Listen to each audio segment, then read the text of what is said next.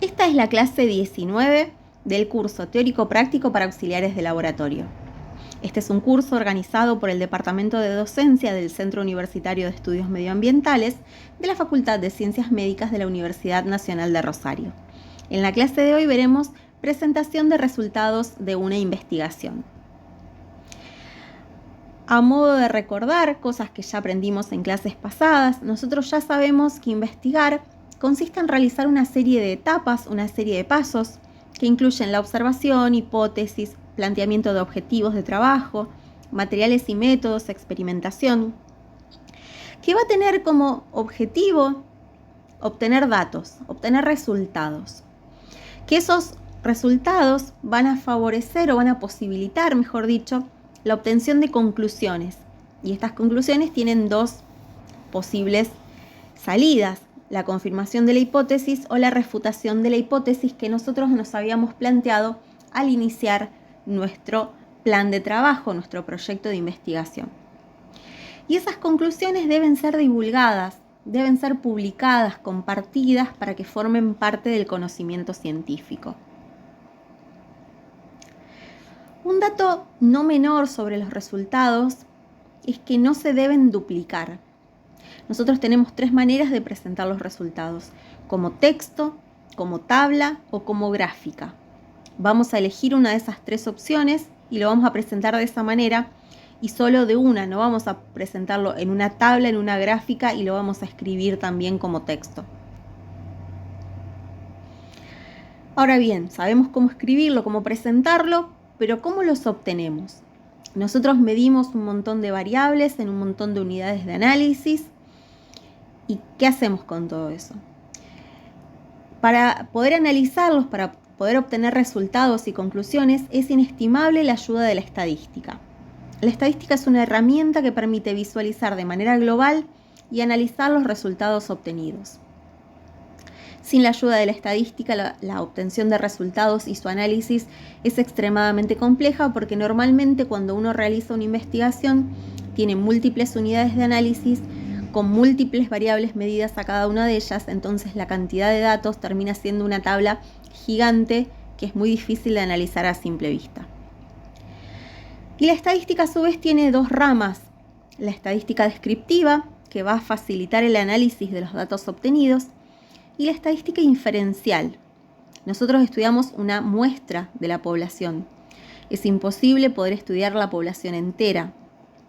Entonces, con ciertos criterios para que sea representativa, seleccionamos una muestra, medimos en esas unidades de análisis las variables que nosotros necesitamos, y la estadística inferencial nos va a ayudar a sacar conclusiones qué pasaría con esas variables a nivel poblacional. Dijimos que las unidades de análisis son los objetos de estudio. Por ejemplo, en nuestro laboratorio van a ser las muestras de agua, pero también pueden ser pacientes, pueden ser ratas, y dependiendo de la investigación que cada uno de ustedes desee realizar, el objeto de estudio o la unidad de análisis pueden ser muy variadas.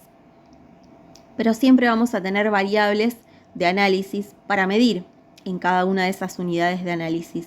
Y estas variables van a poder ser de dos tipos: cualitativas o cuantitativas, y estas últimas a su vez continuas o discretas. ¿Cuáles son, por ejemplo, variables cualitativas? Cuando nosotros hablamos de variables cualitativas, estadísticamente vamos a hablar de proporciones, de razones, de tasas. Son medidas estadísticas que nos van a ayudar a analizar esas variables cualitativas. En cambio, cuando tengamos variables cuantitativas, la estadística nos va a brindar dos opciones: medidas de posición, como pueden ser los cuartilos, los percentilos, por supuesto que hay otras, o medidas de dispersión, como por ejemplo el rango o el desvío estándar. Cuando nosotros empezamos a analizar nuestros resultados, yo diría que lo primero que hay que hacer es saber si nuestras muestras tienen distribución normal o no tienen distribución normal. A la izquierda vemos un histograma donde podemos observar que se forma la campana de Gauss, como vemos a la derecha, y entonces cuando sucede esto, cuando nuestras muestras tienen esa distribución, vamos a decir que tienen distribución normal. Cuando tengan cualquier otra distribución, cualquier otra forma que no cumpla con la campana de Gauss, vamos a decir que no tiene distribución normal.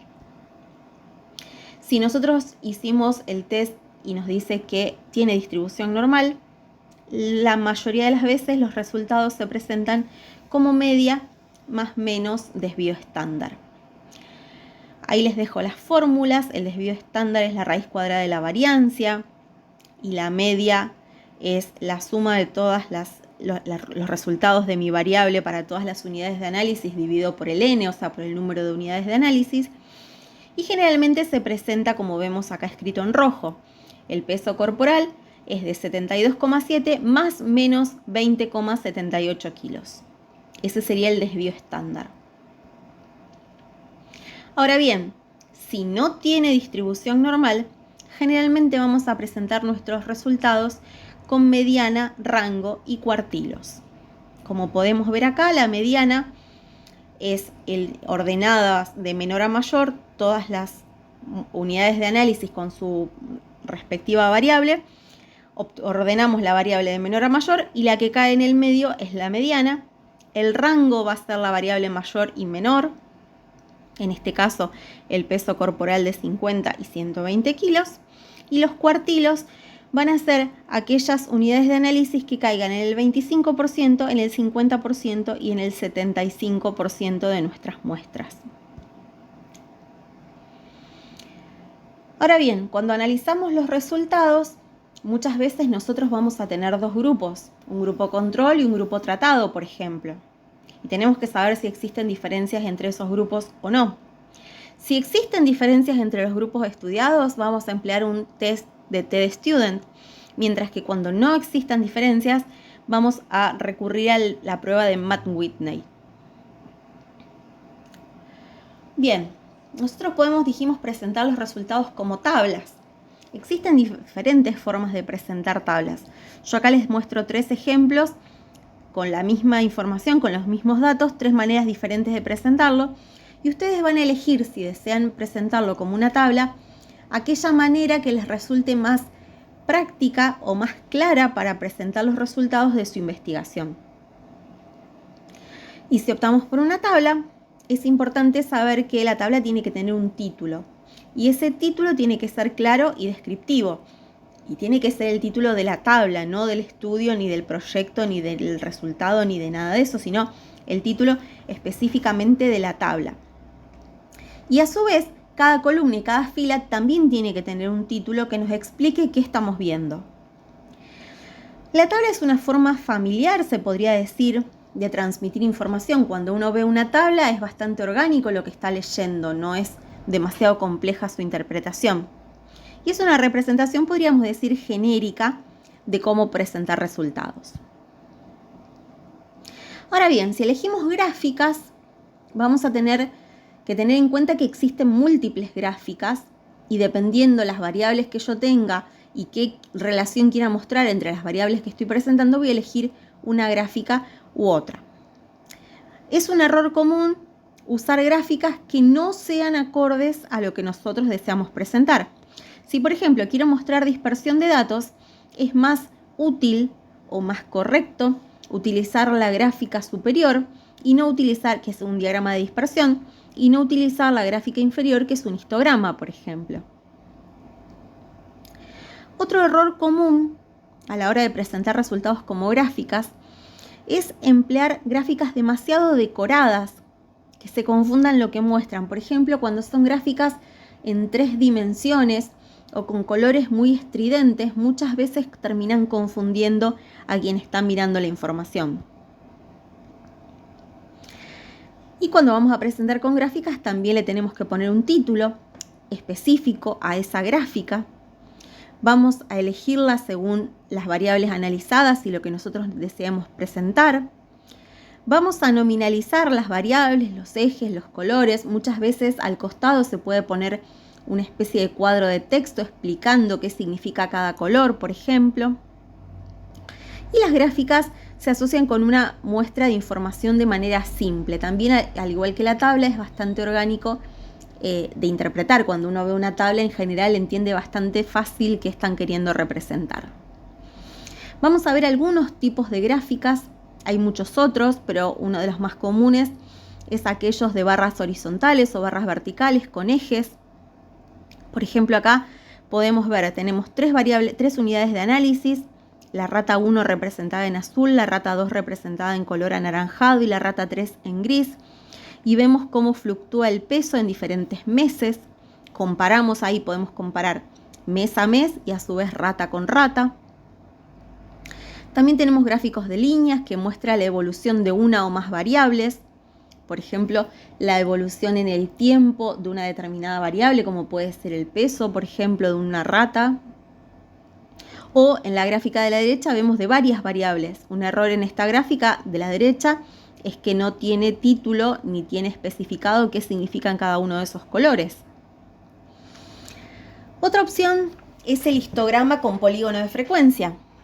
El histograma va a constar de muchos rectángulos y el área de cada rectángulo va a ser proporcional al número total de observaciones. Y el polígono de frecuencias es una gráfica relacionada con el histograma que va a graficar con mayor claridad el patrón de comportamiento de los datos. Veamos un ejemplo. En la imagen de la izquierda tenemos un histograma. Por ejemplo, este histograma dice edades de personas atendidas en una clínica. Y vemos que entre 56 y 62 años son 9 personas, entre 62 y 68 son 7 personas, y así vemos, dependiendo cada rango etario, qué cantidad de personas se atienden en la clínica. Ahora bien, ¿cómo hacemos el polígono de frecuencias? Vamos a unir todos esos rectángulos que forman el histograma y se va a formar una gráfica como la que vemos a la derecha. Y con esa gráfica quizás muchas veces es más fácil interpretar el comportamiento de una determinada variable. Otro tipo de gráfico muy utilizado es el gráfico de dispersión. Este gráfico muestra la relación entre dos variables. Por ejemplo, acá vemos la medición de sólidos totales por dos técnicas diferentes, una medición gravimétrica y una medición por electrodo, y vemos la correlación que existe entre ambas. En este caso es una correlación muy buena, pero puede mostrar también que la correlación no sea tan buena. Otro tipo de gráficas es la gráfica de puntos individuales. Vamos a utilizar esta gráfica cuando nosotros tengamos diferentes unidades de análisis a la que le vamos a medir la misma variable en dos o más momentos diferentes. Por ejemplo, acá vemos que la mayoría de los puntos de la izquierda, ppm1, por ejemplo, si estamos estudiando fluoruro en ratas, son mayores que los de ppm2. Obviamente uno tendría que tener mayor información y leer el trabajo o la parte donde se especifican qué significan cada una de esas líneas, pero acá podemos ver cómo descienden los niveles de fluoruria con el segundo tratamiento o en la segunda medición. Existen muchos otros gráficos que vamos a utilizar dependiendo de nuestra necesidad. Y a modo de resumen de esta clase, les quiero recordar que la estadística muestra lo que los ojos no pueden analizar, que nunca hay que duplicar datos, los vamos a presentar como texto, como tabla o como gráficas, y eso va a depender de lo que cada uno decida según su trabajo. Y las opciones son múltiples. Por lo tanto, conocer cuáles son todas esas opciones nos va a ayudar a la hora de poder elegir, hacer una elección más consciente y correcta quizá de la manera de presentar los datos. Muchas gracias.